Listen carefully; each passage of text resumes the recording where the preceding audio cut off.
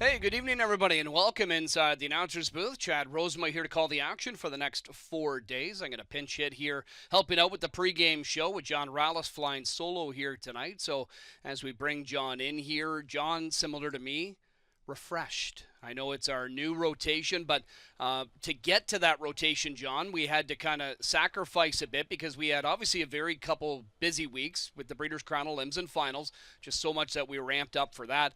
Then straight out of those, we had 5 consecutive race days here, and those 3 consecutive days off, I would say much needed, at least on my part. Yeah, I really did need it too as well, Chad. Again, like you mentioned, it's because we didn't get rid of that final Thursday. We did work those 5 consecutive nights, and you could start feeling it over those last couple of shifts. So by the time the Monday program wrapped up and I got home, it was nice to just spend a few evenings at home before we get ramped up again for another 4 days. But definitely much needed. But yeah, I thought like we said, the first edition of the Sunday racing, though, I thought it was a really good edition, and I'm looking forward to the next few weeks as well. Yeah, we've got a solid 4 nights of racing coming your way. As again, we're into that new rotation for the fall, winter, at least for the time being. As far as weather goes, I don't know if there's a threat of some rain tonight, maybe a little bit, but it's sort of been on and off. I know you and I with kind of our rain gear on today, but we could be trading that for some snowshoes on Sunday, perhaps. Yeah, I hope that I don't mind snow. I just don't want it this early, and I don't want too much of it this early. So I'm just hoping that it's kept at a minimum on Sunday, and Yeah. just hold it off till Christmas time when it really should be here. Yeah, we'll tell you where the weather is just fine, and that's in beautiful New Zealand. Mm-hmm. I mean, some of those shots. I've never been. I don't. I'm assuming you haven't either. Nope, I haven't gone Yeah, yet. Nope. yeah. No, I mean, I'd love to go there. They say it's if you want to see a part of the earth that Mm-hmm. seems like it's never been lived in, it just kind of untouched land. It's New Zealand, and it has been gorgeous. And James McDonald representing us very well. So 2/3 of the way through the World Driving Championship, and things going pretty well for Captain Canada. Yeah, big time, Chad. And right now he's currently leading the way with 130 points. I believe he's 9 points up on the second place. Person who's in second. I think it's Gary Hall Jr. who's currently in second. But I got a chance to. I was watching this race live though, Chad, and just the fact that James was able to keep this horse going first over. Yeah, I thought he was beat Yeah, so by the did horse on I. the outside here. Small horse in comparison to some of these other rivals here, Chad. But James was so confident. You could see him in the way he was holding the lines and the way he was just going. He kind of figured he had this one measured, so it was a really really big effort. And look, those horses. James talked about it. They just have a lot more stamina, right? They're just accustomed to Yeah. going different miles than horses here in North America, and it really panned out there. Yeah, he's wearing those colors well, as we knew he would. So, yeah, as you talk about, he's got a lead now.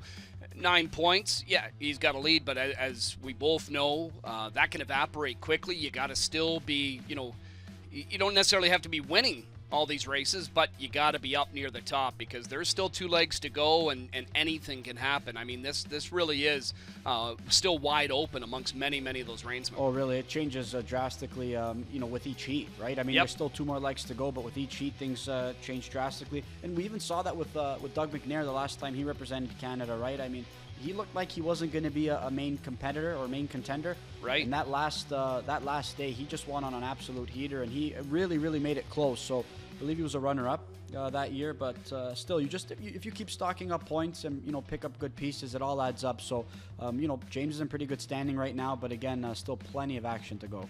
Yeah, so it's going to be fun to continue to track this. So the fifth leg is going to be, now this is our time, obviously, as they're well ahead of us. It'll be on their Sunday, but it's going to be Saturday, November 8th, so tomorrow night.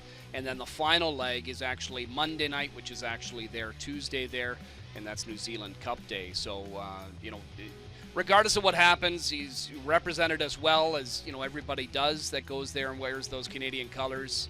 But yeah, we'd love for him to bring back another title here to Canada, which would be a lot of fun. So good luck to James. Yeah, big time. And it's not always nice to see not only that James is a top driver here in Canada, here in North America, but in the world as well, right? And we're Yeah. lucky here on this circuit, though, Chad. We've got so many guys who can really, you can classify as top tier drivers, not only in North America, but in the world as well. Yeah, 100%. And just a quick side note, talk about the beauty of the place. I did see that James's wife, Paige, I'm not sure if James was a part of this, but posted a little story on Instagram, and I knew they were going to do this. Her mother had been telling me that, heading down there, they were going to train on the beach. and training in the waiting water with these horses, which that's got to help build some muscle, and not to mention be maybe a little easier on them too. But just one of the ways that they do it down there. Yeah, big time. And I think, James was a part of that, as well as Okay. young reinsman Brett Beckwith, who followed suit as Oh, well. nice. So Dexter Dunn's brother, John Dunn, he kind of, helps organize that as well. And just a really good opportunity. Anybody who's gotten the chance to go and jog horses with John Dunn on the beach, I mean, it's been an incredible experience. I remember, Kevin Lakes did a piece for Trot on, speaking with John Dunn and his experience in New Zealand, and just the differences there, racing there, as well as the opportunity to jog on the beach. So he said it was just a life-changing experience for him, and something that he's glad that he got a chance to do and hopes to do it again. I'm sure they feel the same as well. All right, so all the best again to James over the next couple of days. We'll keep you posted. You can also follow along on standardbredcanada.ca. As we get into this 11-race card here tonight, John, to kick off the first of 4 days straight of racing here, what do you think of it overall? I mean, we've got a Fillies and Mares Open, but we've got some Harvest Series wrapping, some Harvest Series getting underway, and just kind of a solid betting undercard. Yeah, I really do think some of these races, especially specifically over the next couple of nights, right? I think this night in particular, I think there could be some races that seem a little bit too formful, maybe horses that I view as maybe two horses, our main contenders in the race. But I really like the way the cards are going to shape up over the course of the next couple of nights, though. All right, so as we look at this Harvest Series final, it's kind of the rubber match here between Sendika and Annabelle Duras, right? Mm-hmm. Who do you go with? For me, I would go to Annabelle Duras. I really think that this is a filly who, obviously had the trip work out for her last time up. But if you remember the track, though, Chad, it really wasn't playing in favor to speed all night. So Sendika was able to work out a pretty good trip, was able to slip up the inside and get the job done. There was a bridle change made on that Ben Bayer-Jean trainee last time out that I'm sure also helped. But I'm going to go back to Annabelle Duras and hope that maybe he can turn the tables here in the final. All right, well, I know we're going to look back at last week with Sendika and a winner by open lengths there in front of Annabelle Duras. You talked about the bridle change, that she got there. And it wasn't that I should say he, obviously, but Sendika, it's not that he needed a big turnaround, but, I mean, he just raced well here. And at this point, you could be thinking, is he going to get out? But it did work out. Wolverine Legend on the outside continues to try and come forward and go by. Up the inside, Sendika with a re-rally for McNair. Yeah, you could see, Chad, when Annabelle Duras starts to drift out, Sendika was able to shoot up the inside and get the job done. And again, it was just an easy victory for Doug. Really wasn't any tense moments there. Annabelle Duras doing a nice job to fend off another rival there to hang on for second. But ultimately, it did come down to Tripp. And again, just the way the track was playing, I saw some rivals. Wasn't it tiring that night in the stretch? Yeah, exactly. It was tiring. So I do think that it really did impact Annabelle Duras. And maybe the Tripp scenario reverses here. But ultimately, I'm going to go to this Kyle Fellows trainee. And, a lot of people just kind of factoring him in as a big bounce back and kind of sharing similar thoughts as well. Yeah, I mean, is it just, 2 or 4? I would have to say. In your opinion? I would have to. I just don't see anybody else that has really it's going to step enough. It up. Yeah, Wolverine Legend has put himself in some pretty good spots, though, Chad. But we've seen him work out some favorable trips as well, and he just doesn't seem to have enough to go at the top 2 just yet. Yeah, we know he's bred to be a really good one. That family has just produced so many good ones. And maybe it will all of a sudden click from a talent standpoint. He's going to elevate his game, but maybe that'll be next year. Yep. We don't know because, for some of these rookies or all of them, this could be their final start of their rookie season. It's been a long year up to this point for most of them. So John's going to go to Annabelle Duras to turn the tables back here on Sendika in race number 2. Over to the 4th race, beginning the Pick 6 wager, Harvest Series action. We've got a pair of opening round divisions for the Thrill Philly Pacer. So nice to see, good turnout for this. With the 2 divisions. Does the other one have a full field in there? Race number 6, yeah. So a couple of 10-horse fields. So that's pretty good to see. Cold Creek Fuego at 6-5. I mean, man, based on the recent form, I mean, this looks like. 6-5. If you could lock in 6-5 on Cold Creek Fuego, I'm sure you'd take that RP. Oh, big time. This is a price that I would take on her because she's going to be much shorter than that. And look, I mean, the pop-up series, she took on tougher rivals, right? I mean, Simply the Best, who she beat, was second best to Chantilly in that super final. So I think that Cold Creek Fuego, this is a softer group that she's taking on in this Harvest Series, and she's going to be tough to beat in this spot.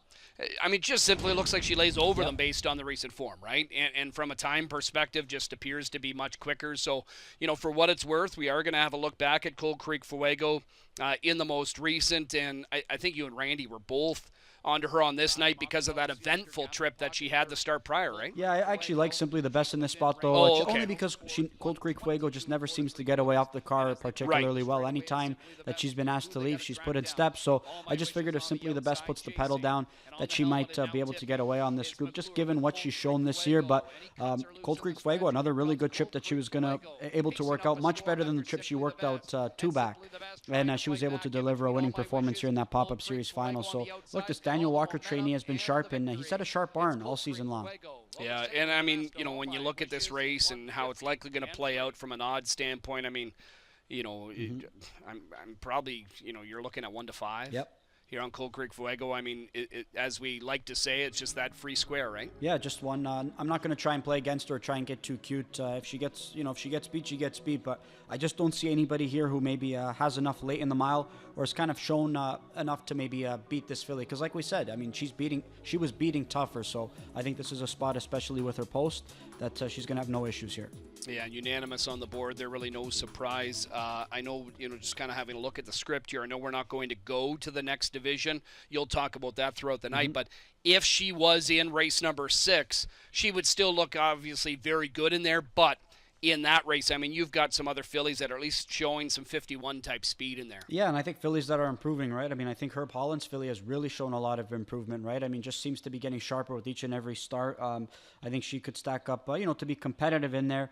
And, Park Avenue Janet, we know, has the speed as well, but just she's not finishing up her miles maybe as well as we're accustomed to seeing from maybe earlier on this year. But like you mentioned, Chad, I think fillies that could definitely stack up. But even out of all the divisions, both of them, still think that Cold Creek Fuego is clearly the one to beat here. Okay, all right. We are going to stick with Harvest Series, but we're going to go to race number 7. It's the other final on the night for the Ontario Sire 2-year-old Colton Gelding Pacers. So the 2-year-old Colton Gelding Trotters early with a short field. This was supposed to be a field of 10.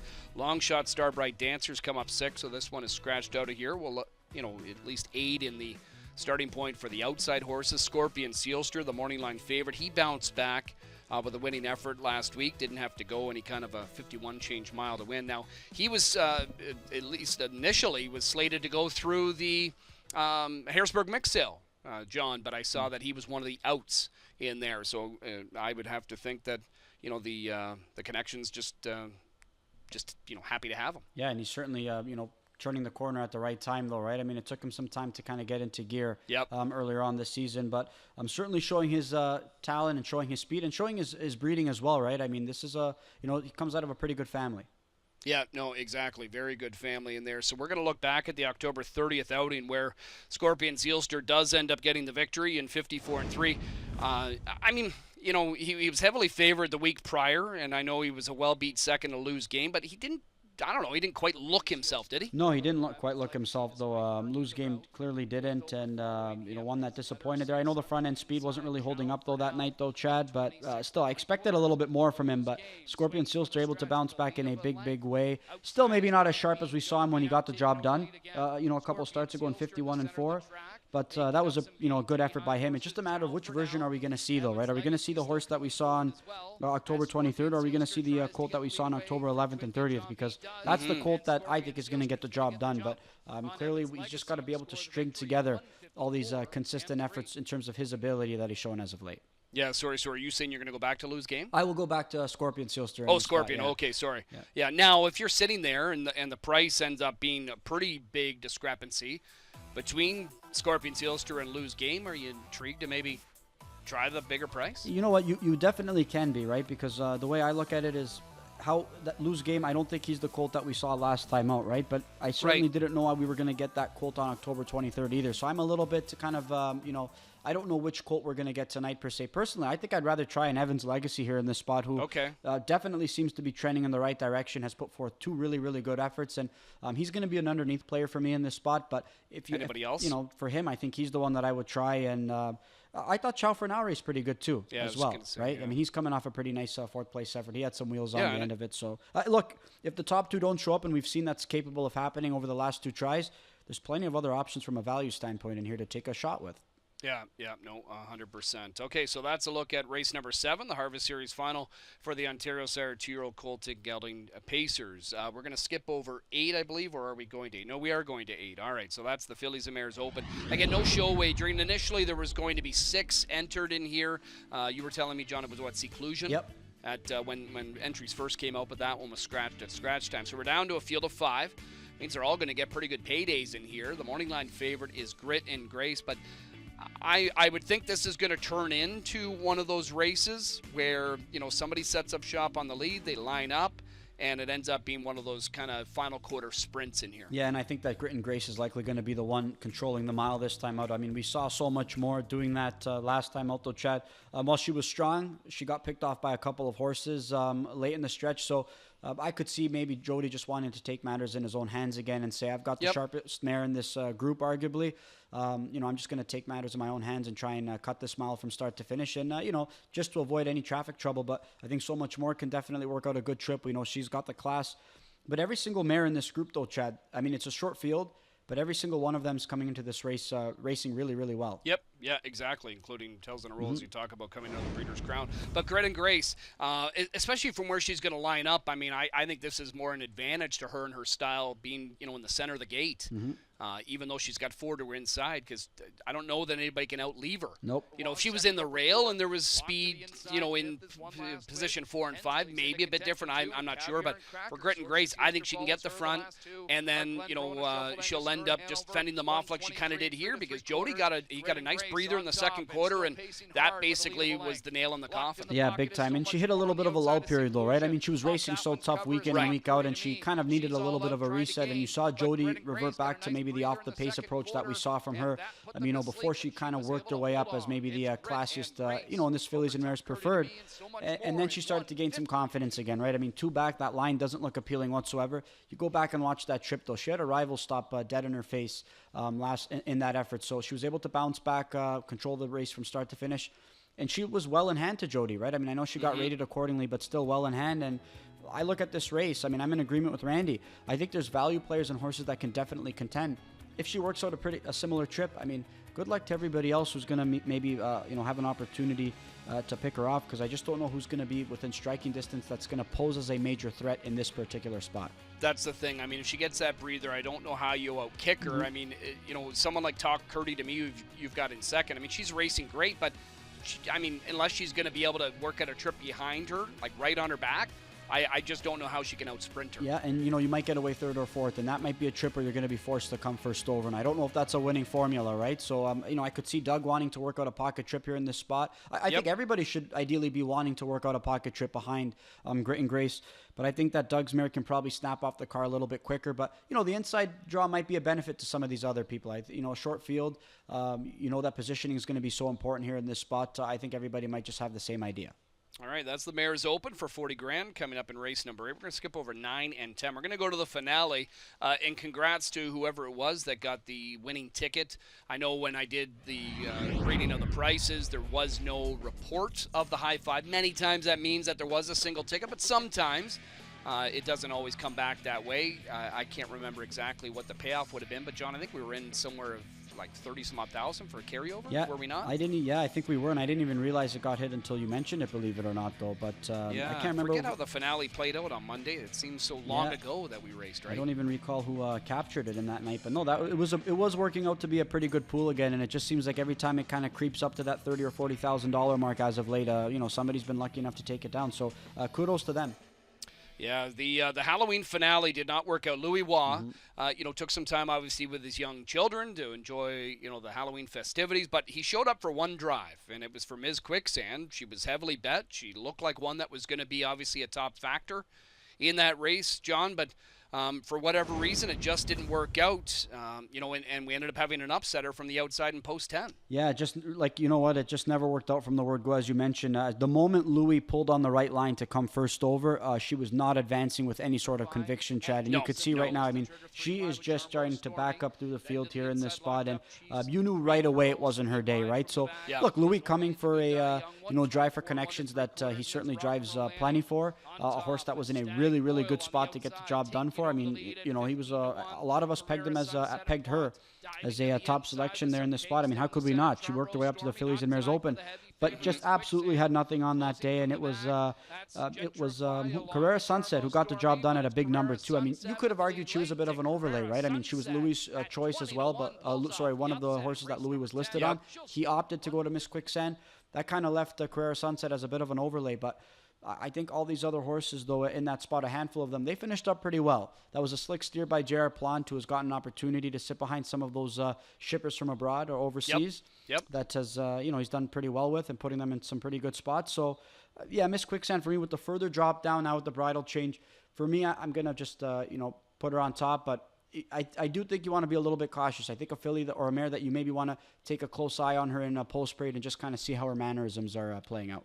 Yeah, because, I mean, it's not a situation where we look at where, last week, she dropped down there and she was heavily bet and she just faced tougher company. That wasn't the case. She just wasn't quite herself. So, I know she drops again further, but she's going to also have to return to some form. Yeah, big time. Here somewhat, right? So I see what you mean about being a little cautious. I'll tell you what, though, who you and Randy have in for second, I'd be inclined to give this one a shot on top. I think she's got the ability if the race sets up her way. Yep. And this is one that we always hear from late in the mile, Chad. I mean, I've had success picking her in the past, in certain spots, but we know that we're going to be up against it from the word go. We just need a few things to go our way. But look, she hasn't hit the board in 4 tries, but A, she's faced tougher, and B, she's just look at where she's getting away and look at the draws that she's working out. Maybe Phil can get her away in a little bit of a better spot here from the middle of the gate, and she's going to be a bigger threat.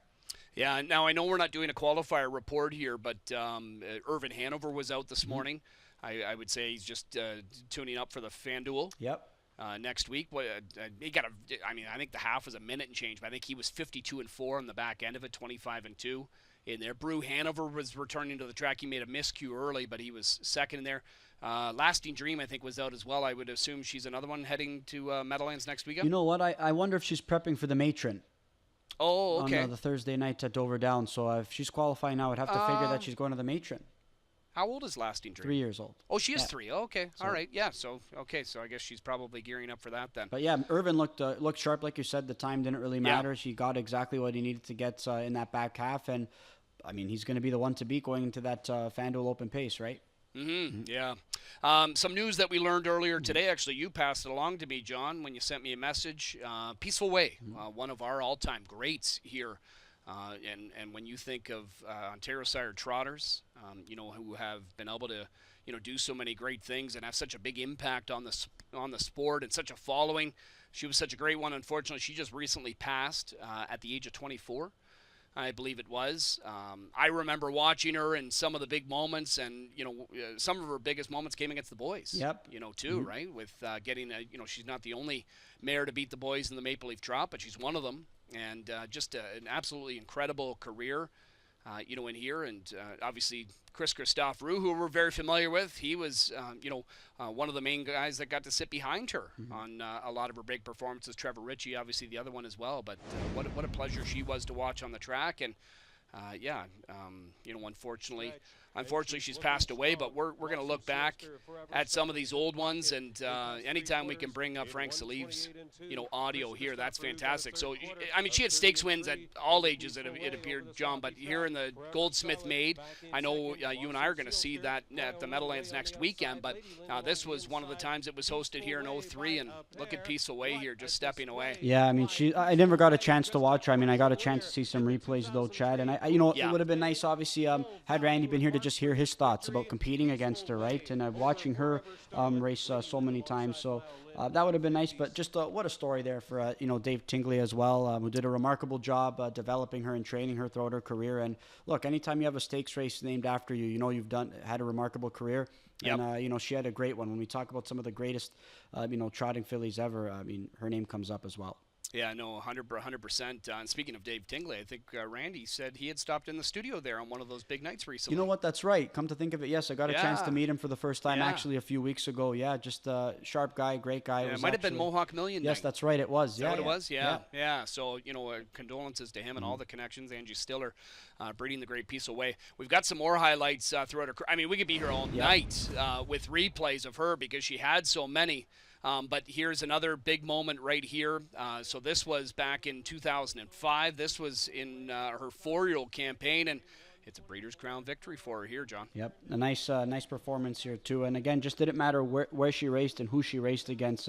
Just look at the body language on this, filly, Chad. I mean, she was just she was special. What more can you say? And I'm just one of those horses that people remember for a long, long time. And while she's not with us anymore, and she hasn't raced in so many years, just one that is always going to be mentioned as one of the greats. Yeah, no, 100%. So a big effort there from her, winning her Breeders' Crown.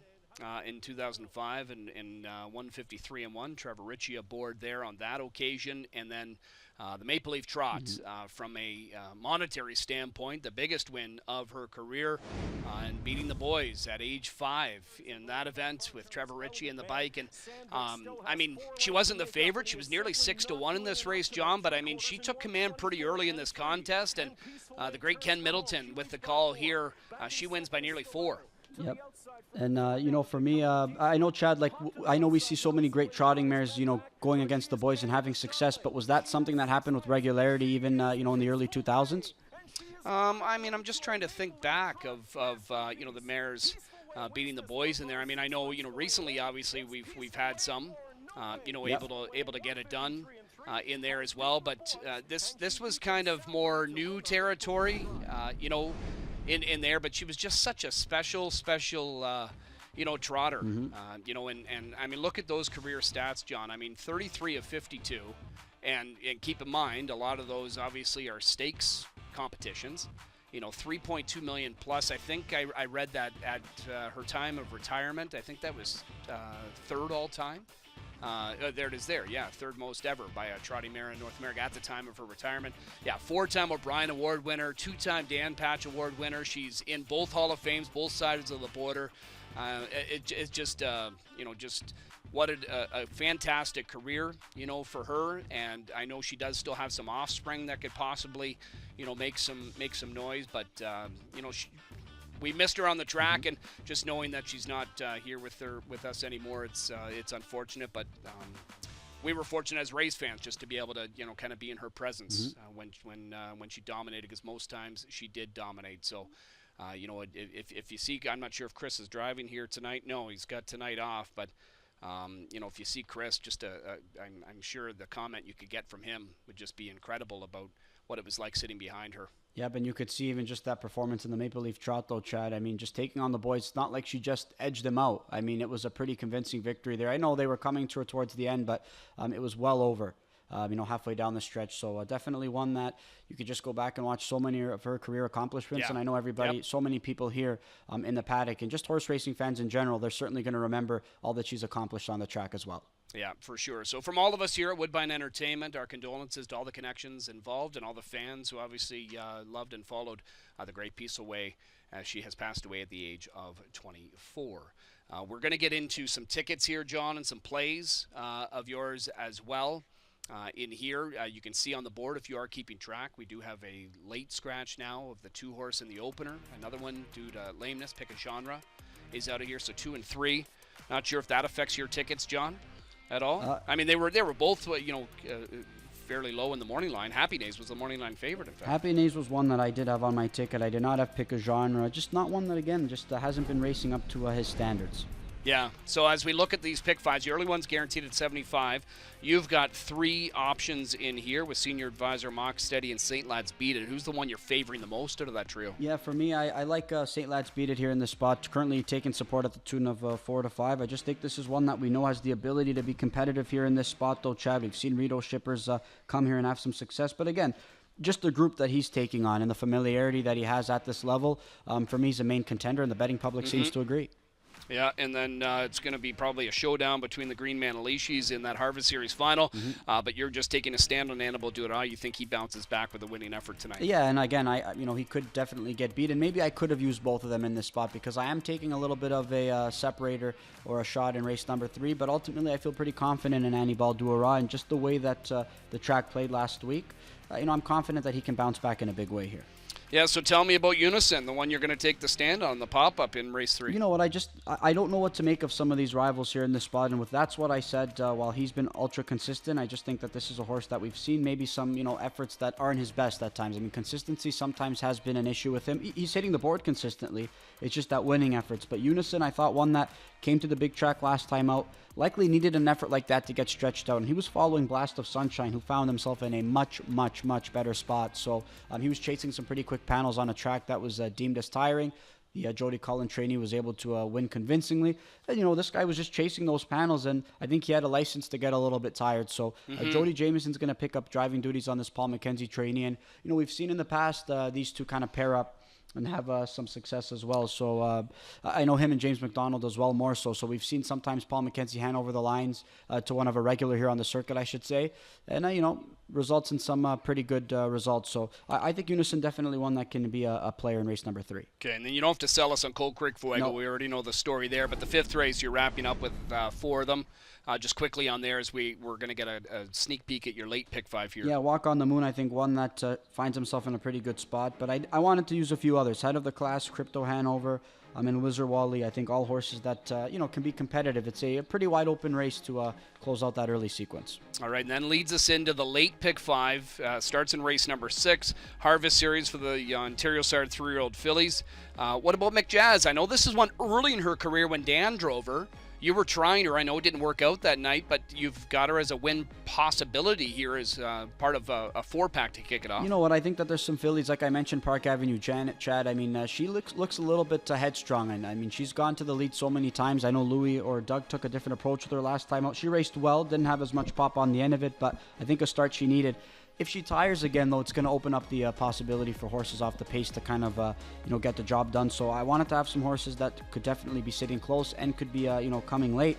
I think McJazz is one that I like the way she finished at Flamborough last time out. That was a really good effort there on a small track. She was up against it from the word go, but certainly finished up well, just ran out of racetrack. Yeah, and then you're taking your stand on Scorpion Seals during the other Harvest final, just thinking you're going to get a winning effort from him. You just trust him more than you do lose game? Yeah, you know what? I know that the front end really wasn't holding up per se all that well last time up, but I still didn't expect him to stop to 7th last week, right? I mean, that's my biggest thing. I know some other horses were cutting the mile last time out, but some of them still hung on to be 2nd, 3rd, or maybe 4th. He just finished up to be 7th in that spot, though, Chad. So it got a little bit dicey there halfway down the lane towards the inside. But, I'm just going to go all in on Scorpion Seals and hope for the best. Grit and Grace, wire to wire, you're thinking? Yep, that's just one that I'm going to peg as a repeat candidate. And, I just think one that I can definitely rely upon.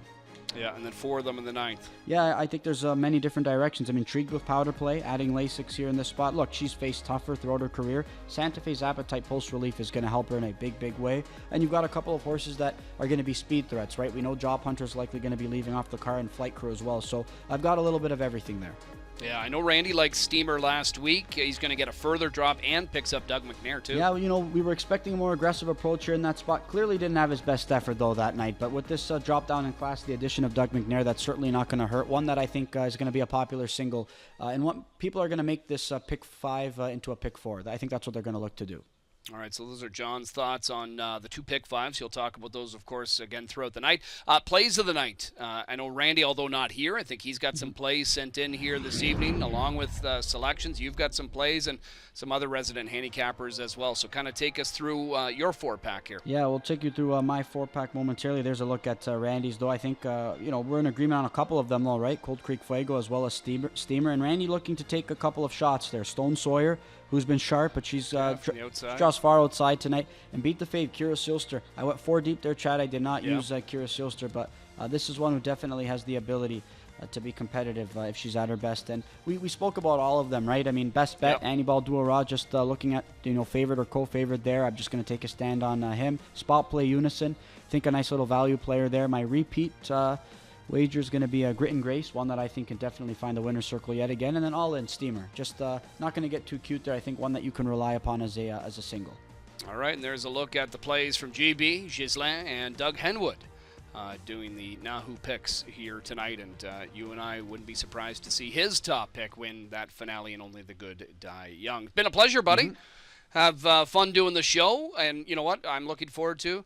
that I don't have to be out of breath now running upstairs that's to right. get up here for the first race parade. I've got time to just take it in here. So good luck with your wagers down there tonight, John. Have fun. You too. I thought maybe you were worried about not signing too many autographs on your way up. Don't have to worry about that. Not an issue at all. I even carry pens and pencils with me just in case. Have never had to use them. All right. So no wonder my dad has all those signed napkins when he's here. Yeah. That's right. All right, man. Have a good night down there. Good luck with all your wagers, everybody. We're going to take a quick time out. When we come back, we'll start getting you set up for our Friday 11 pack. It does start with the early pick 5, guaranteed at $75,000.